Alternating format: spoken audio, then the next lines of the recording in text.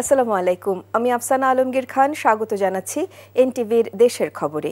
বিএনপিকে নিয়ে অনেক ষড়যন্ত্র চলছে, তেমনি অপবাদও চালানো হচ্ছে জানিয়ে বিএনপি মহাসচিব মির্জা ফখরুল ইসলাম আলমগীর বলেছেন, ৭১-এর ভিন্ন অবস্থানে থাকা দল ও সদ্য জন্ম নেয়া দলও বিএনপিকে নিয়ে কথা বলছে।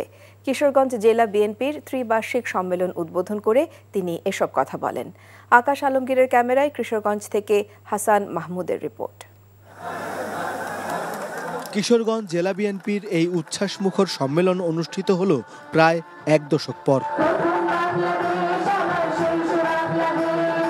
সম্মেলনকে কেন্দ্র করে নেতাকর্মীদের মাঝে ছিল বাড়তি উৎসাহ উদ্দীপনা। সম্মেলনের আয়োজনস্থল শহরের পুরাতন স্টেডিয়ামে জড়ো হন জেলার ১৩ উপজেলা ও পৌর বিএনপির নেতাকর্মী ও কাউন্সিলররা। কেজি সরকারের কোনো জনগণের ভোটের অধিকার দেন নাই।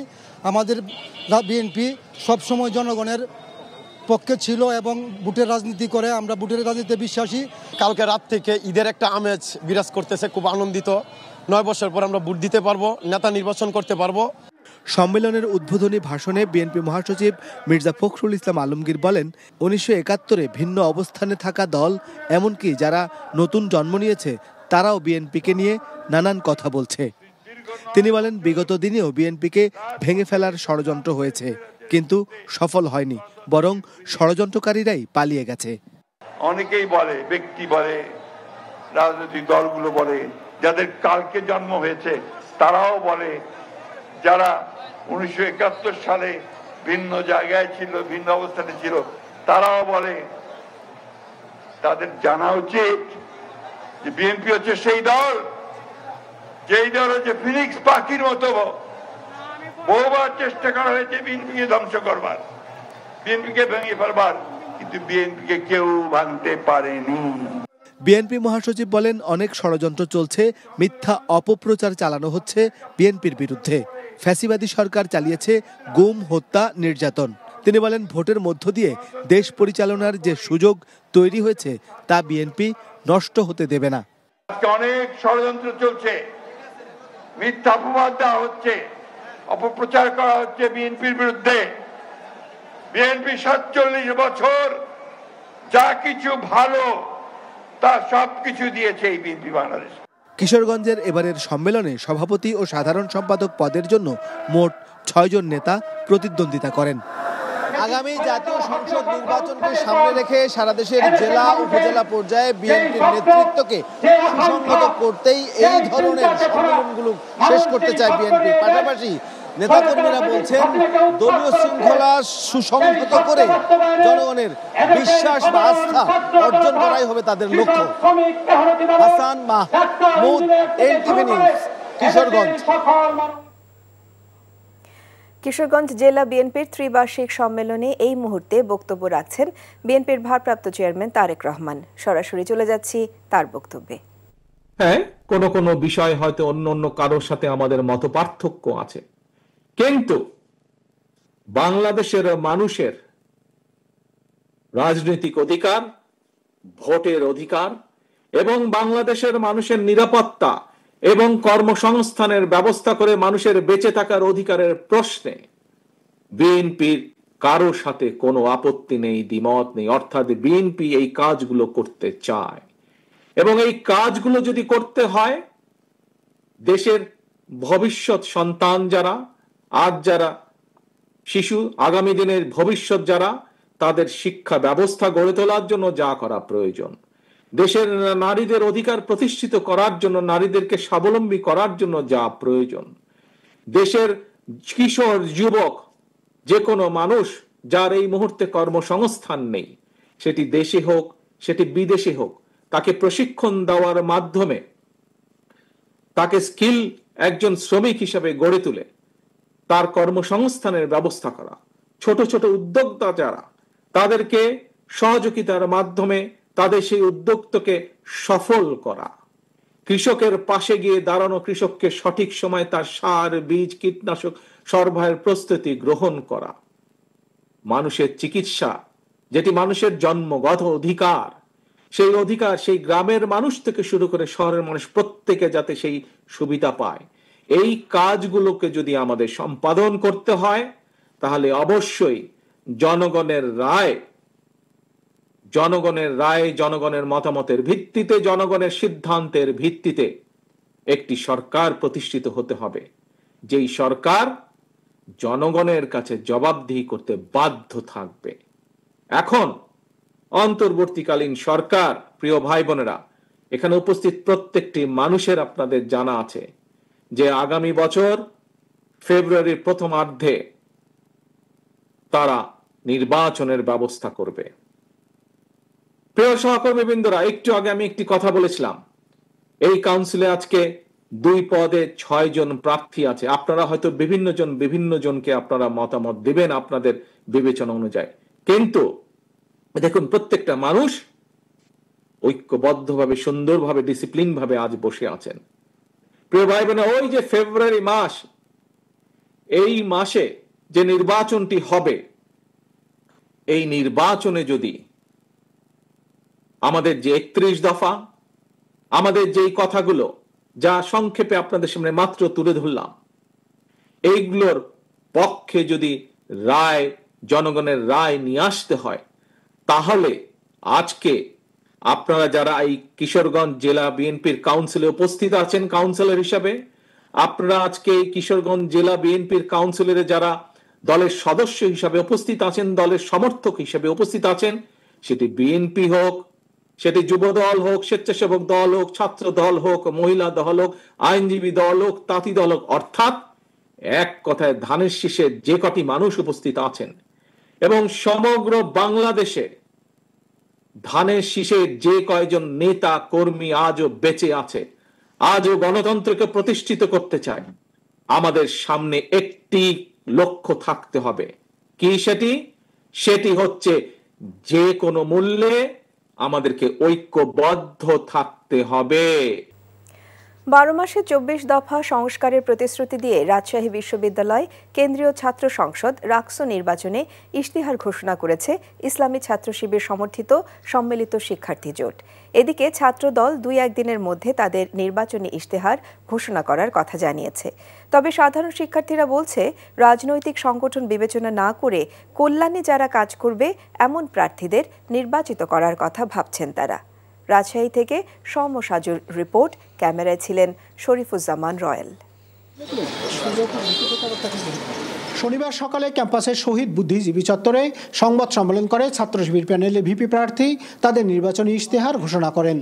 প্রতি বছর নির্ধারিত সময়ে রাকসু নির্বাচন, অনাবাসিক শিক্ষার্থীদের আবাসন ভর্তুকি প্রদান, ক্যাম্পাসে মানসম্মত খাবারের নিশ্চয়তা সহ শিক্ষার্থীদের কল্যাণে নানা পরিকল্পনার কথা বলা হয়েছে তাদের ইশতেহারে।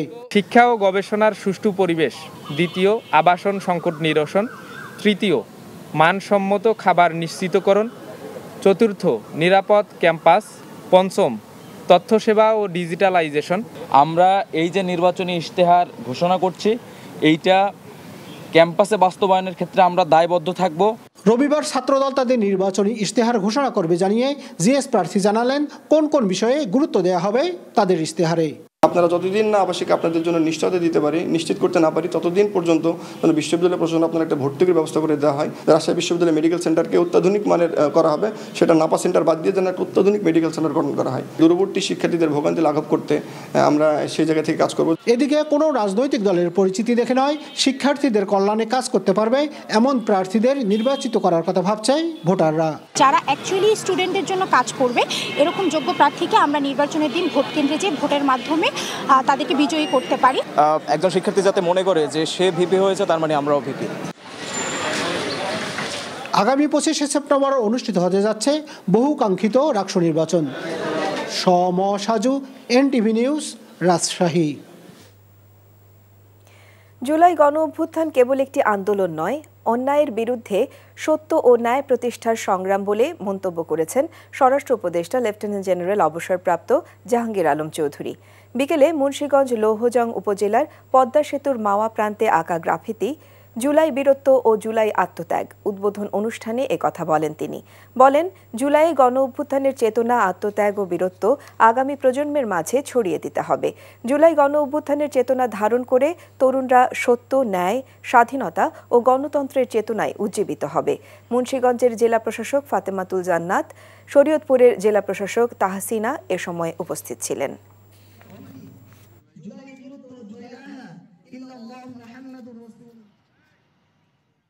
এই প্রজন্ম আগামী প্রজন্মকে জানাতে হবে জুলাইয়ের সেই গণঅভ্যুত্থান কেবল একটি আন্দোলন নয়, বরং ছিল অন্যায়ের বিরুদ্ধে দাঁড়িয়ে সত্য ও ন্যায় প্রতিষ্ঠার সংগ্রাম।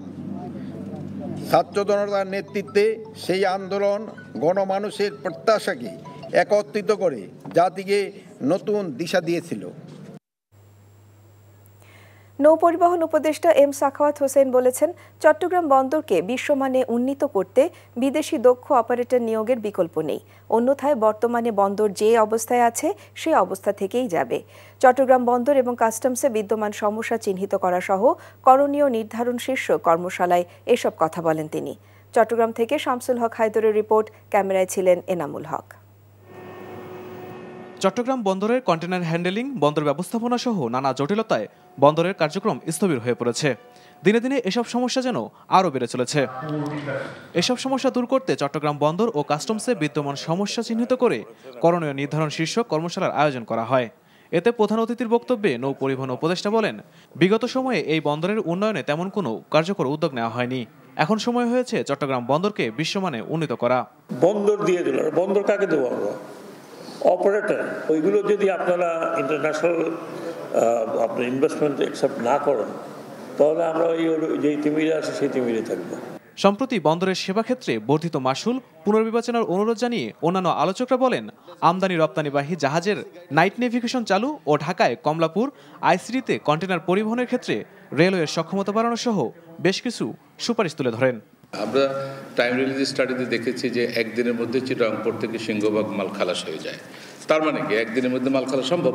সিস্টেম রেডি, এবং আমাদের কোথাও না কোথাও সমস্যা আছে বলে আমরা এগুলো হয়তো করতে পারছি না। কর্মশালায় চট্টগ্রাম বন্দরের সক্ষমতা বাড়ানোর প্রয়োজনীয় সুপারিশ আগামী 1 মাসের মধ্যে লিখিত আকারে মন্ত্রণালয়ে জমা দেওয়ার অনুরোধ জানানো হয়েছে। NTV news desk. আসন্ন শারদীয় দুর্গাপূজা উৎসবমুখর পরিবেশে সম্পন্ন করতে সব ধরনের ব্যবস্থা গ্রহণ করা হয়েছে বলে জানিয়েছেন ধর্ম উপদেষ্টা আফম খালিদ হোসেন। দুপুরে চট্টগ্রাম নগরীর দক্ষিণ নালাপাড়ায় পূজা মণ্ডপ পরিদর্শনকালে তিনি কথা বলেন। উপদেষ্টা বলেন, রাষ্ট্রীয় নিরাপত্তা সংস্থাগুলোর কাছে এবার পূজায় নাশকতা বা বিশৃঙ্খলার কোনো ধরনের তথ্য নেই। দুর্গোৎসব সুন্দর ও সুষ্ঠুভাবে সম্পন্ন করতে প্রশাসনের সার্বক্ষণিক নজরদারি থাকবে বলে জানিয়েছেন তিনি।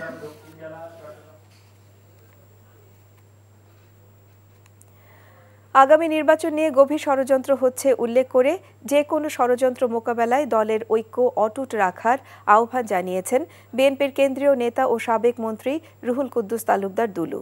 দুপুরে নাটোর জেলা পরিষদ মিলনায়তনে বর্তমান প্রেক্ষাপটে সমসাময়িক রাজনীতি নিয়ে মাঠ পর্যায়ে নেতাকর্মীদের ভাবনা ও করণীয় শীর্ষক মতবিনিময় সভায় এ আহ্বান জানান তিনি। অনুষ্ঠানে তৃণমূল ও সহযোগী সংগঠনের নেতারা মাঠ পর্যায়ে নানা সমস্যা নিয়ে আলোচনা করেন। একটি রাজনৈতিক দল যাদের সংসদ নির্বাচনে জয়ের কোনো সম্ভাবনা নেই, তারাই পিআর পদ্ধতির দাবি তুলছে বলে মন্তব্য করেছেন বিএনপি চেয়ারপারসনের উপদেষ্টা আমানুল্লাহ আমান। শুক্রবার বিকেলে সাভারের তেঁতুলঝোড়া ইউনিয়নের পানপাড়া সরকারি প্রাথমিক বিদ্যালয় মাঠে আরাফাত রহমান কোকো স্মৃতি স্মরণে আয়োজিত ফুটবল টুর্নামেন্টের ফাইনাল খেলায় পুরস্কার বিতরণী অনুষ্ঠানে তিনি এই কথা বলেন। ঢাকা জেলা বিএনপির সাংগঠনিক সম্পাদক ব্যারিস্টার ইরফান ইবনে আমান অমি এ সময় উপস্থিত ছিলেন। কুমিল্লায় চুরির অভিযোগে আটক যুবককে কুকুর লেলিয়ে অমানবিকভাবে নির্যাতনের ঘটনায় মামলা হয়েছে। ঘটনায় মিলের 3 নিরাপত্তা কর্মীকে গ্রেপ্তার করেছে র্যাব ও পুলিশ। সকালে র্যাব সংবাদ সম্মেলন করে গ্রেপ্তারের বিষয়টি নিশ্চিত করে। গ্রেপ্তারকৃতরা হলেন মোহাম্মদ শান্ত ইসলাম আলামিন ওরফে লিপু এবং মোহাম্মদ সজীব হাওলাদার। তারা সবাই বুড়িচং উপজেলার সাকুরা স্টিল মিলের নিরাপত্তা কর্মী। শুক্রবার দুপুরে সাকুরা স্টিল মিলে জয়চন্দ্র সরকার নামে এক যুবককে চোর সন্দেহে আটক করে তার পেছনে কুকুর লেলিয়ে দেয় নিরাপত্তা কর্মী। মারধর করা হয় তাকে। ওই দিন রাতে আহত জয় বাদী হয়ে বুড়িচং থানায় মামলা দায়ের করে। পরে নিরাপত্তা কর্মীকে গ্রেপ্তার করা হয়। দেশ গড়তে জাতীয় পর্যায় থেকে শুরু করে তৃণমূল পর্যন্ত দুর্নীতি প্রতিরোধ জরুরি বলে মন্তব্য করেছেন দেশ সেরা উদ্যোক্তারা। সকালে ড্যাফোডিল ইন্টারন্যাশনাল ইউনিভার্সিটির উদ্যোগে আয়োজিত শিল্প শিক্ষায়ন সংযোগ উন্নয়ন বিষয়ক সেমিনারে এই কথা বলেন উদ্যোক্তারা। উপাচার্য অধ্যাপক ডক্টর এম.আর. কবিরের সভাপতিত্বে অন্যান্যের মধ্যে বক্তব্য রাখেন প্রতিষ্ঠানটির ট্রাস্টি বোর্ডের চেয়ারম্যান ডক্টর মোহাম্মদ সবুর খান ও উপ উপাচার্য অধ্যাপক ডক্টর মোহাম্মদ মাসুম ইকবাল। লবণের দাম নির্ধারণ সহ 15 দফা দাবিতে কক্সবাজারে সমাবেশ করেছে লবণ, মৎস্য ও কৃষি কল্যাণ সমিতি। পেকুয়া রাজাখালী ইউনিয়ন পরিষদ মাঠে সমাবেশে বক্তারা বলেন, কক্সবাজারের অধিকাংশ মানুষ লবণ শিল্পের সাথে সম্পৃক্ত, কিন্তু গত 2 বছর ধরে এখানকার চাষিরা ন্যায্য মূল্য পাচ্ছে না। অনেকেই পেশা পরিবর্তন করে চলে যাচ্ছে অন্য পেশায়। সমাবেশে লবণ ব্যবসায়ী ও চাষি সহ অন্যান্য পেশার মানুষ উপস্থিত ছিলেন। এই ছিল দেশের খবরে। এই খবরের ভিডিও সহ আপডেট জানতে ভিজিট করুন এনটিভি অনলাইন www.ntvbd.com। এছাড়াও এনটিভির জনপ্রিয় সব অনুষ্ঠান ও খবরের আপডেট জানতে ভিজিট করুন আমাদের ইউটিউব এবং ভেরিফাইড ফেসবুক পেজ। 6টায় ইভিনিং নিউজ দেখার আমন্ত্রণ রইল। ধন্যবাদ সবাইকে।